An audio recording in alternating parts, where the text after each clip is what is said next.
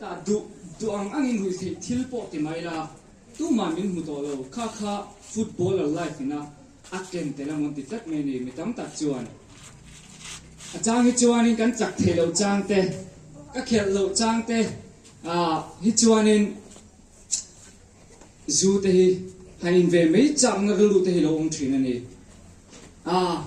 chang hi chong ka down lu tuk te hi voi ni khat vel han in vela ka zia de nga ti chang te ka nei ve thin ani chang le party na ka thian tan kal turin min soma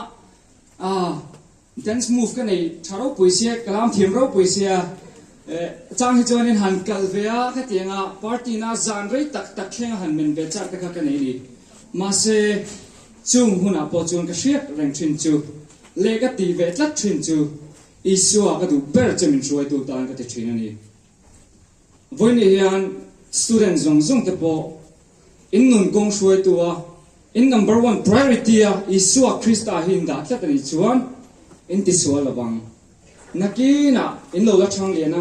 har sat na te na to ka nun kong chau na sang sang in lama chandon chu mu na po chuan isua ka du ber ti tu chuan an ti sual ngai lo voi ne hian chu example kan ya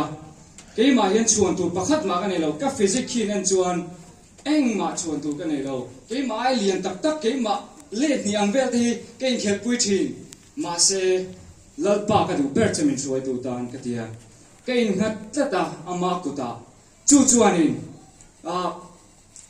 mani chok om lai point lalpa ka du ber chemin ruai tu tan ka tia kaloin nga ve tlat na ta chuan khel mual chunga le khel mual pona ra dum takalo chua thin ani voini an student the strat tu ra ka du chu isua Krista hi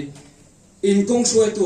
mangula lali suan en hian he khowe hi enjoy theni ti kha voini an lo thar le ro kalo me